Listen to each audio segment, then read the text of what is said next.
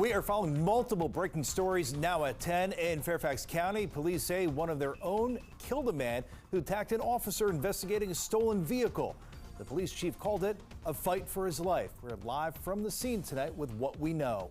And breaking in Prince George's County, a man gunned down feet from children at a community center. Family members say it was a carjacking.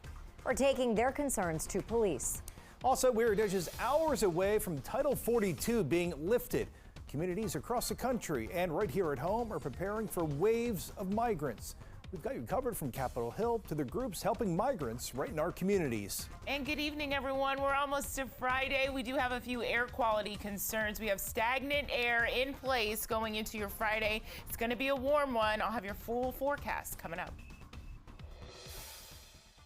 Police officers arrest people in stolen cars every day, but police officers certainly aren't attacked by car thieves every day. They aren't shoved inside their own police vehicle, and they don't have their guns attempted to be taken every day.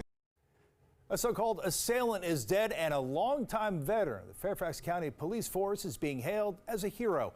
Hi, everybody. Thanks for joining us for DC News Now at 10 on DCW 50. I'm Chris Flanagan. And I'm Tasmeen Muffis. We're following that breaking news tonight. A dramatic and frightening scene in Fairfax County ends with police shooting and killing a man they say was violently attacking one of their officers. Northern Virginia Bureau reporter Max Marcilla joins us live from the scene on a busy stretch of Richmond Highway in the Groveton community. And Max, police still on scene right now looking through evidence. They are, as you can see behind me, this is such a large scene that they are still working to piece together exactly what happened by gathering evidence. Those cars in front of the McDonald's, the key in the investigation. But this was a scene that Chief Kevin Davis said was one unlike any he's ever seen. He was fighting for his life, literally. Trying to survive and leaving with cuts, scratches, and bruises, a Fairfax County police officer faced one of the most chaotic moments a cop can face right here in the parking lot of this McDonald's on Richmond Highway in the Alexandria portion of Fairfax County. We've experienced, of late, a lot of stolen U-Hauls in Fairfax County. That's how it started. This U-Haul was flagged as stolen out of Richmond. The officer responded and it escalated. Our assailant shortly thereafter shoves him inside of his own marked police car, is on top of him, literally on top of him. McDonald's employee and witness to the scene, Tyreek Asante, describes what happens next. I see a cop car in reverse going full speed, headed our way. But instead they crashed into the McDonald's instead of hitting us. From there, a veteran officer raced over, responding to calls for help from the officer being attacked. The veteran and one other cop opened fire, shooting and killing the man. Tonight, the officer is recovering in a hospital and expected to be okay. His eye is bloodied, and that's on body-worn camera. He was in a fight for his life inside of a police car. Now tonight there are still people waiting for their cars as this scene, as we mentioned at the beginning of the story, is still very active. They've been waiting all day. Meanwhile, Police Chief Kevin Davis says tomorrow he's going to offer an update, including a more detailed timeline of exactly what happened here today, including when the shots were fired by the two officers. He called one of those officers a veteran, a hero, and now we also know that on social media there's a video of what happened here today going around. The chief said they do have body-worn camera footage and are preparing to release it. Not exactly sure when, but definitely within the next 30 days. Reporting live in Fairfax County, Max Marcilla, DC News Now. All right, Max, thank you. Meanwhile, Fairfax County Police provided data on officer-involved shootings year over year. You can see those figures right here. Last year, 6 such shootings compared to just 1, 2, and 1 respectively the years before. This afternoon's incident is the second officer-involved shooting of 2023. And more breaking news now. This from Prince George's County, where one person is dead after a shooting. It all unfolded right outside of a busy community center. Our Yamari Sase has been speaking to police and witnesses at the scene outside the North Forestville Community Center. Yamari joins us now live. And family members told you that this happened during a carjacking. But what are police saying? Yeah, police tell me that they cannot confirm whether a carjacking was involved in this incident just yet, but it's not off the table when it comes to this investigation. As you can see behind me, police are still here trying to piece together how this deadly shooting took place near an elementary school and a community center. We're going to show you some video from the scene earlier now. Prince George's County Police, Capitol Heights Police, District Heights Police, and Maryland Park Police were all on the scene. They were all working together to figure out how this shooting took place.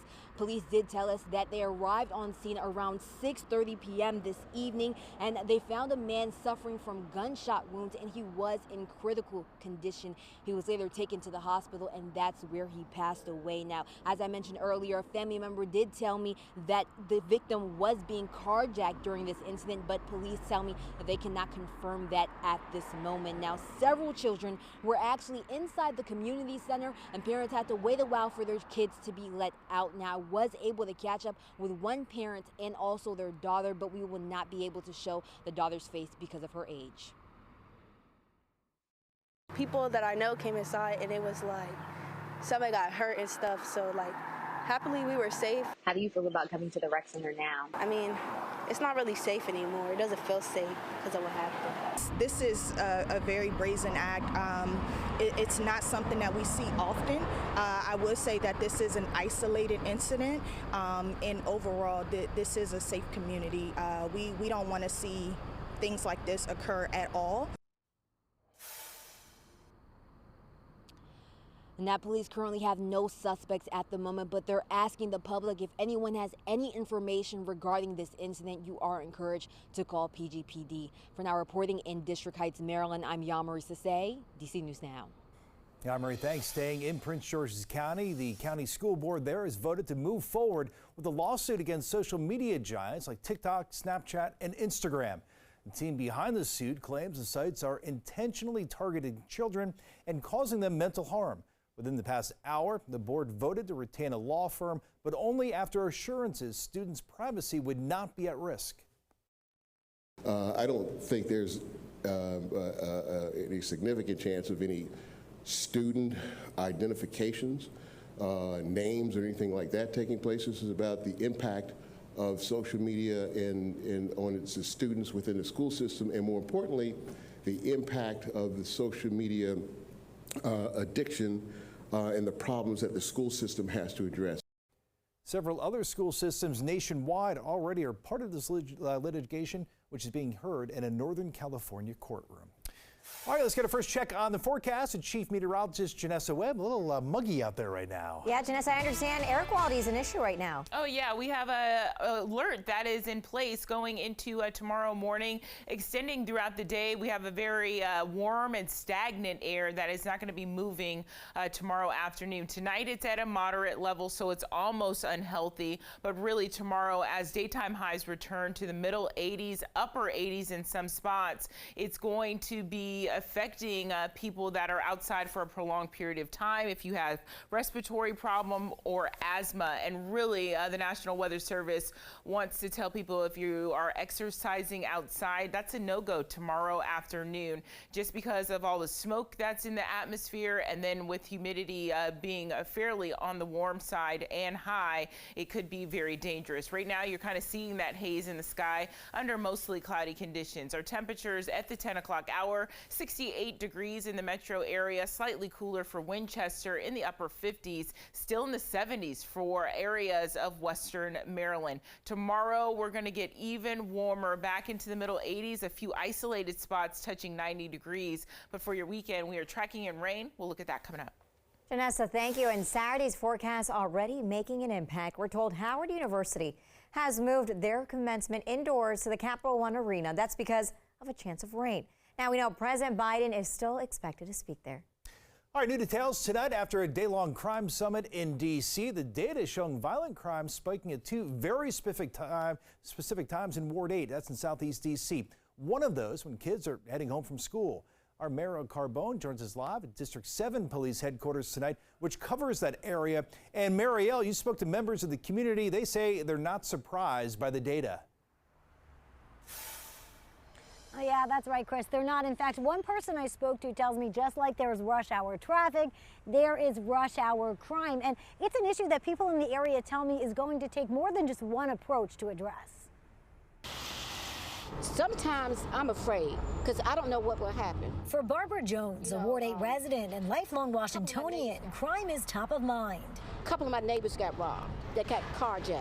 So, people trying to be in the house at a certain time, not to go out. And that's sad. According to Ward 8 crime data, violent crime is happening the most in the 4 p.m. hour and between 8 and 11 p.m.